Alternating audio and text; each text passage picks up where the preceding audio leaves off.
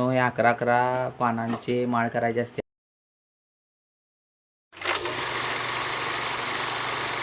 तर मित्रांनो, good morning. आजच्या ब्लॉगमध्ये तुमचं स्वागत आहे. मस्तपैकी उठले, आंघोळ करून रेडी झाले. उठले म्हणजे मी कोल्हापुरातच उठलेलो. जसं की तुम्हाला माहिती आहे, कालचा ब्लॉग आपला कोल्हापुरात झाला. तर आपण आज सकाळी आलो, बिनआंघोळीच आलो आणि घरातून आंघोळ केलो. तर आज वार आहे सोमवार. तुम्हाला माहिती आहे की आपण कुणीकडे जातो आहे देवाचं दर्शन करायला. भाऊ गेला आता कामाला, त्याला सुट्टी नाही, आपला एकट्यालाच जायचं आहे. मग आंघोळ करून देवपूजा तीन झालेली आहे. आणि आज आहे वटपौर्णिमा आणि बेंदूर.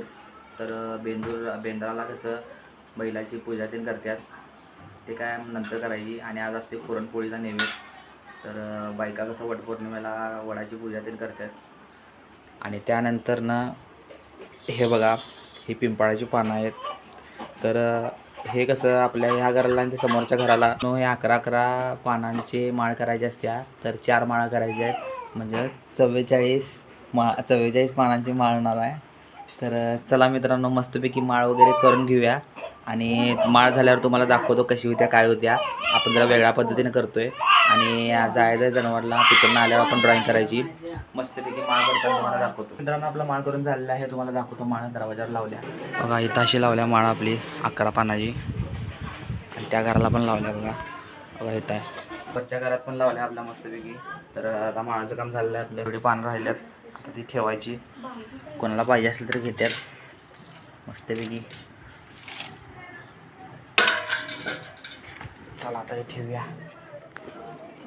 आता वेळ झाली आपली ड्रॉइंगची. आपण देवाला अजून गेलेलं नाही आहे, कारण की घरात काम होते. त्याच्यामुळं एक अशी कंडिशन आली, त्याच्यामुळे आपण जाऊ शकलो नाही आहे. घरातच आपल्याला राहावं लागलं. तर आता जाणार आहे आपण बाहेर मस्तपैकी ड्रॉइंग काढून.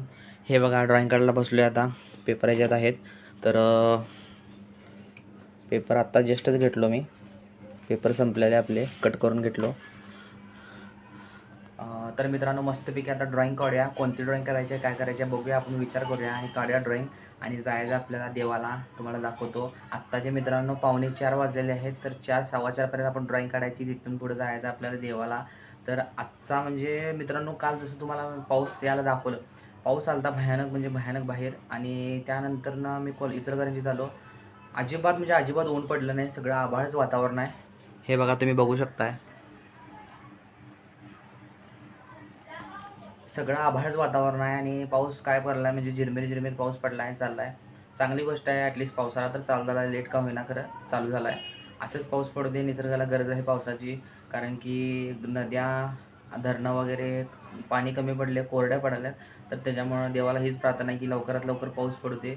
पण कोणाचं नुकसान होऊ नये अशी पण इच्छा आहे. पण पावसाची पण गरज आहे. पाऊस पडल्याशिवाय गोष्टी सरळ होणार नाहीत, पीक पाणी पिकणार नाही. त्याच्यामुळं तर चला मित्रांनो, मस्तपैकी आता आपलं ड्रॉइंग करूया आणि भेटूया ड्रॉइंग झाल्यावर. हे बघा, एकदम इझी ड्रॉइंग काढलेली आहे. हे ड्रॉइंग तुम्हाला कशी वाटली, काय वाटली मला कमेंटमध्ये सांगा. हे एक लेटर आहे क्यू म्हणून.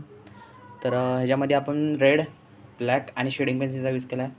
तर हे ड्रॉइंग करायला आपल्याला फक्त 10 मिनटं लागलेले आहेत. तर ही ड्रॉइंग मित्रांनो कशी वाटली, काय वाटली मला कमेंटमध्ये सांगा. जर फुल ट्युटोरियल बघायचं असेल तर आपल्या आर्ट चॅनलवर आज बघायला मिळेल तुम्हाला रात्री 9 वाजता.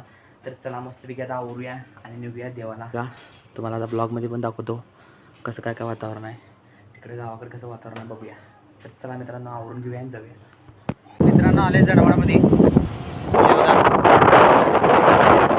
कसलं वातावरण झालं इथं भारी.